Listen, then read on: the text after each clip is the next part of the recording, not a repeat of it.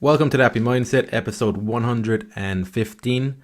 Today's episode is called the Dunning Kruger Effect. So today relates to a cognitive bias. It's named after the two people that highlighted this, David Dunning and Justin Kruger. So the Dunning Kruger Effect, look into this, read into this. It was they carried out experiments too. They're two social psychologists. But the two things I'm going to cover here, the two main parts of this, is the Dunning-Kruger effect describes, those people who aren't as good as they think they are at something. So it's people who are incompetent, who've got an inflated sense of how good they are at something. And another side of the spectrum is the people who are actually very competent, but they take it for granted. They think because it's easy for them, it's also easy for other people. So they're the two sides of this dichotomy. And what I'm going to talk about today as a self-directed learner is how this is something that I navigate on an individual level. These are two sides of the same coin, I would think, that can play out in the same person. So it's not necessarily about this group of people over here who have an inflated sense of self, and there's a group of people over here who are underestimating themselves. I think generally you'll see that play out. There are people who tend to overestimate themselves a lot more, and there's people who tend to underestimate themselves a lot more. I think a lot of that actually boils down to a lack of self-awareness and insecurity. The insecurity on the person who is overestimating their competency. That wasn't very clear for me that was coming from insecurity when I was growing up. I always thought that those types of people were just annoying, that they were arrogant. But as I've grown, I've realized that there has to be an insecurity there for somebody to overcompensate. If they feel like they need to overcompensate, it's generally because they've got a need to be perceived in a certain way to certain people. And that, for me, anytime you go into that realm, is coming from insecurity and a lack of secureness in yourself and who you are. On the other end of the spectrum as well, I would have had difficulty seeing this one. The people who tend to underestimate their competency. I think this can be twofolded. The first part is you don't know what you don't know. So you may never have had the contrast. If you're somebody who's naturally good at something and you worked hard at it and you just got better at it, you might never have had the experience of somebody who just never got it or didn't really come natural to them. They have to put in a lot of work and they're still not as great as you putting in work. So you don't even have that perspective to begin with. So there's a tendency to assume that other people were built just like you. They can understand things and assimilate things in that area just as quickly as you can. So that's one part of that. The other part is false humility. As in, sometimes, and I've experienced this in my life, something I've had to build an awareness around. Sometimes you reduce yourself down because it feels like you're being humble. It feels like you're being a good person for doing that. But that's a slippery, that's another side of the ego that can kind of keep us trapped. You're doing yourself a disservice and you're also doing other people a disservice in the long term. It's not about changing the narrative. It's just about accepting reality, like not reducing yourself. So something that's helped me over the years, something Brene Brown said at one stage, that when she's in a room with people, she doesn't build herself up or she doesn't diminish herself. That's something that she keeps in her mind. That's something I try and keep in my mind too, is that whenever I'm in a room with people, that I'm aware that I don't shrink myself or I don't inflate myself. That's a practice, because I would have went on the side of diminishing myself. That was a learned behavior that I associated with me staying humble, but it was a false narrative. It wasn't actual real humility. It was something that I was just conditioned to think that was a good way to be a good person. So with the Dunning-Kruger effect, it's good to be aware of this as a self-directed learner, because you start to see more clearly when you're falling into these traps, when you are underestimating your competency and when you're overestimating your competency.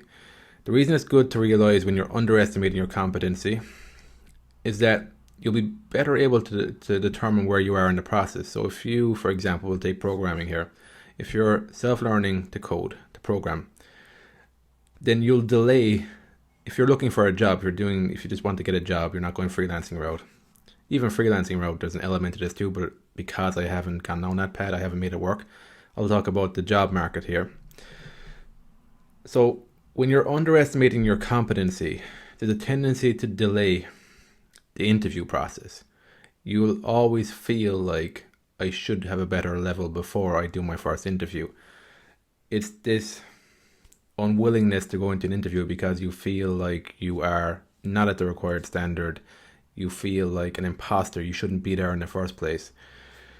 So this awareness of the Dunning Kruger can help you to bring it more back into balance. Like if you're somebody who's thinking about where you're at in the interview process, I think the basic requirements that I've seen for myself to begin with is to have some portfolio together, have built a few projects, understand the fundamentals of the language that you're learning, and then you can interview. You can start interviewing. That was something that I would recommend to myself starting over again. I should have interviewed quicker. I was delaying it for a long while. I didn't delay it too long. I didn't spend 10 years not going for an interview. But I did I think I underestimated my competency. But then with the interview process too, it's quite nuanced because not every company will have the same interview process. So when I got my job, I think there's a good chance if I had applied to more jobs, I probably would have failed a lot more too. I would have gotten some, failed at some, because of the different types of interviews. If I had met an interview process where they over-focused on algorithms, I wouldn't have gotten the job because I didn't have that competency in algorithms. I had more of a competency in problem solving, building practical real-world projects that were in my portfolio. That's what I developed. But if I was asked algorithmic problems, there's no way I would have passed that because I didn't actually spend a lot of time on that, focused on that. But interestingly enough, what I've read about, that culture has gradually started to shift in programming, even with the companies like Google. They're starting to notice how an over-focus on that isn't actually that helpful for a job that oftentimes doesn't entail a thorough understanding of algorithms. So I think that's starting to shift. Because at one point as well with Google, they used to only hire college graduates until they started to actually test the data and start realizing that it wasn't necessarily the best people had college degrees. It wasn't always the case. So that opened up another world. Because these things like a college degree, they're just obstacles in the way. For the company, it helps them because there's so many applicants, especially for the best jobs. You've got some hurdle there, some block, so you've got some filter there. So you don't have to scroll through thousands of candidates. You're narrowing it at each hurdle. So a college degree would have been one of them before. But it's just understanding that these things are hurdles. At the end of the day, when you get into a job, you need practical skills to help the company. You need the communication skills, critical thinking, a bit of creativity. I've often heard companies crying out, saying that people are lacking in creativity and innovation.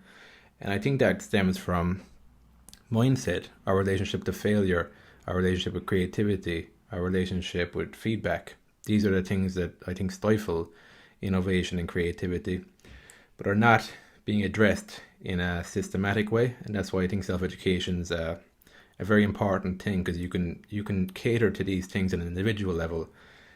And I've seen that through experience, how my relationship with feedback has changed, how my relationship with understanding critical thinking, like the step-by-step problem solving, creativity, my willingness to just be creative, put stuff out there, my willingness with feedback, to discern constructive criticism, stuff that's good for me, from just unnecessary negativity. That's an experiential thing as well that you go through on an individual level. So that's with the hard skill there with Dunning Kruger. The other side of that coin, when you overestimate yourself as a beginner, another thing with technical skills is that when somebody learns something new for the first time, there's a big rush of like motivation, because you can see progress very quickly, because you're going from one day understanding nothing in that field to the next day you're learning a little bit more, and you're starting to see a big increase straight away.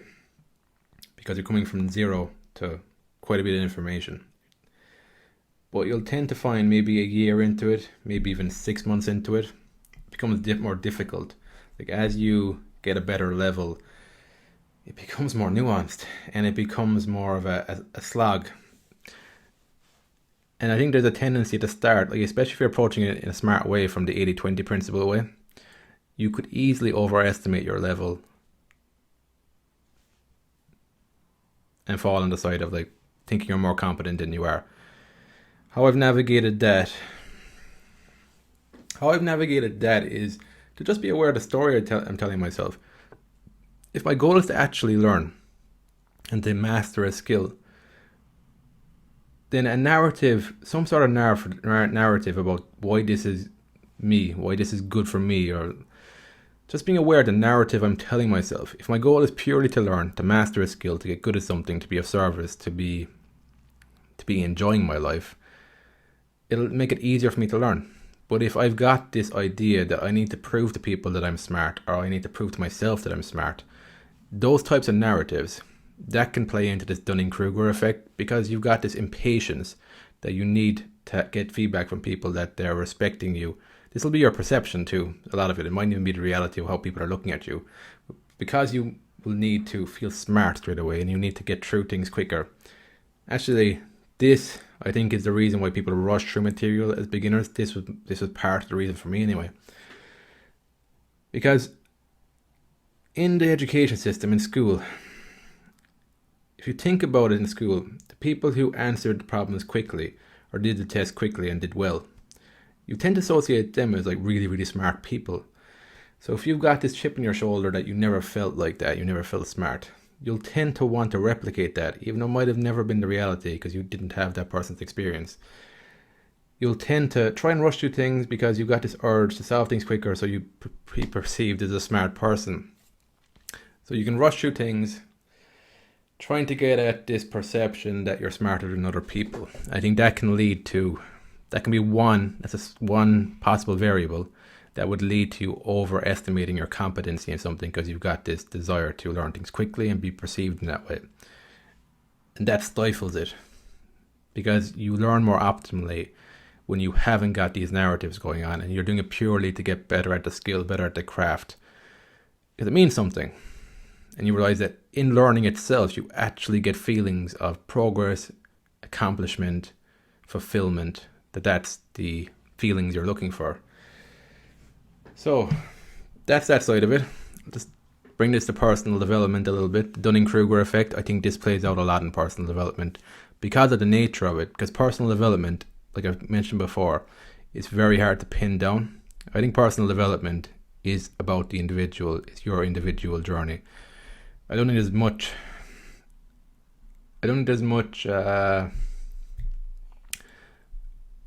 I think it's really stifling when you've got people sharing their journey in a way where they were this type of person and now they're this type of person.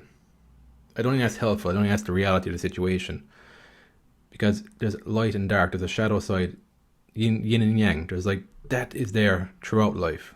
So it's not like you can go from being a loser, being depressed, not having anything going on for your life to a few years down the line, you're great, you're successful, everybody likes you.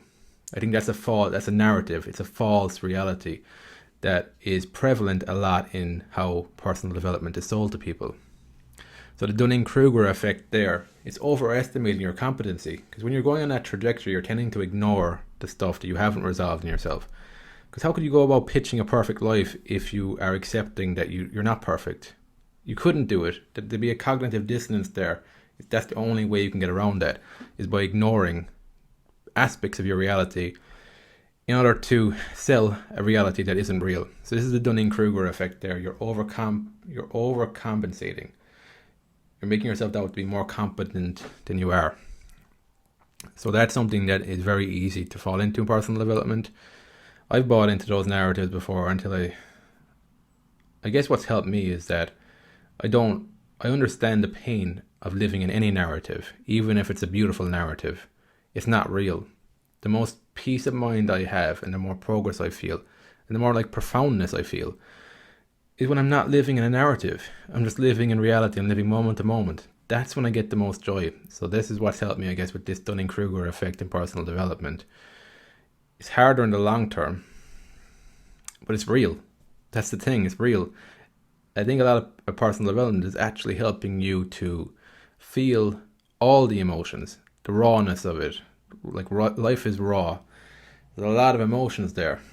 And the more you can feel into these emotions, especially the difficult ones, it seems to, for me anyway, it seems to dissolve the narratives. A lot of the times my narratives were there, so I didn't have to feel a certain way. Like my narrative of me being successful would mean I wouldn't have to feel like a loser anymore. That would be what the narrative would be built around. Because I'm aware that it's a narrative, and when I do feel like a loser sometimes, when I can't solve a problem, I'm able to just feel that more, not resisting something as much as I used to. So that's the positive to that. And it helps to break this Dunning Kruger effect, this cognitive bias. This is it's a dance. It's not like you're going to get this perfect all the time as well. You're going to overcompensate or overestimate your ability and underestimate your ability. It's natural because you haven't got the experience of everybody else around you. You've only got one experience. So you're going to overestimate, underestimate, but because you're aware of this going on, it makes it that bit easier to not delude yourself. Because the easiest person in the world to delude is yourself.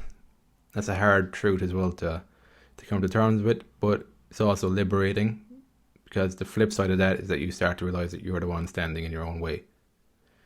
So things are more open for grabs then. But that's it. That's what I want to talk about today. Dunning Kruger effect. Look into that. Looking into the Dunning Kruger effect, these social psychologists, and read about it, educate yourself about it, and I think it'll help you with your self-directed learning journey. So that's it. That's what I wanted to talk about today. Thanks again for listening, and I will speak to you on the next episode.